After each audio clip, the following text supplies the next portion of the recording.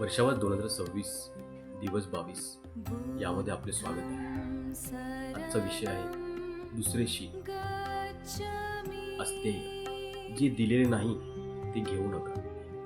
नमो बुद्धाय. आज वर्षावासाचा 22वा दिवस आहे. काल आपण पंचशिलातील पहिले शील अहिंसा समजून घेतला. आज आपण पंचशिलातील दुसरे शील जाणून घेऊया. अस्तेय जे दिलेले नाही ते न घेणे. भगवान बुद्धांनी शिकवले, जे मला दिलेले नाही ते मी घेणार नाही. याचा सरळ अर्थ आहे चोरी करू नये. पण या शिकवणीचा अर्थ फक्त दुसऱ्याची वस्तू चोरू नये एवढाच मर्यादित नाही.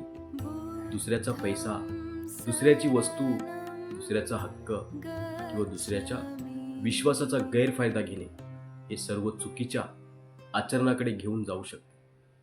आजच्या जीवनात चोरी नेहमी उघडपणे होत नाही.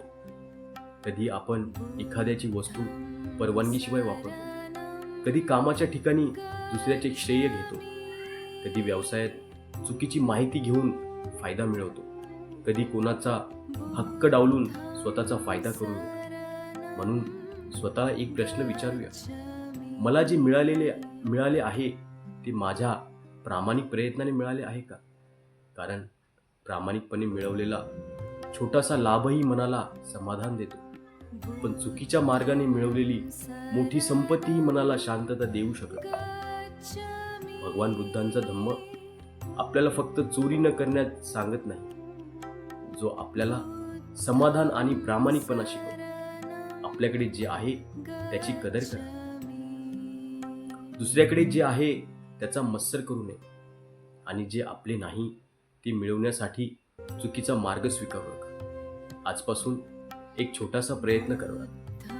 कामाच्या ठिकाणी असो, व्यवसायात असो, घरात असो किंवा कोणत्याही नात्यात असो, दुसऱ्याचा हक्क आणि विश्वास याचा आदर करू. एखाद्याने आपल्यावर विश्वास ठेवला असेल तर त्या विश्वासाची किंमत पैशापेक्षा मोठी आहे. लक्षात ठेवा, प्रामाणिकपणा हा फक्त चांगला गुण नाही, तो मन शांतीचा आधार आहे. आणि जेव्हा आपण दुसऱ्याचे हक्क जपतो तेव्हा समाजात विश्वास निर्माण होतो. आजचा संकल्प, जे मला दिलेले नाही ते मी घेणार नाही.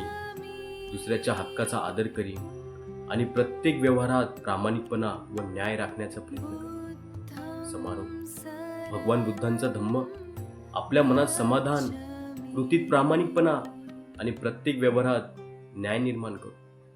आपण दुसऱ्याचा हक्क जपूया, दुसऱ्याचा विश्वासाचा आदर करूया आणि प्रामाणिक जीवन जगण्याचा प्रयत्न करू. सर्वांचे कल्याण हो, सर्वांचे मंगल हो, सर्व प्राणी सुखी हो.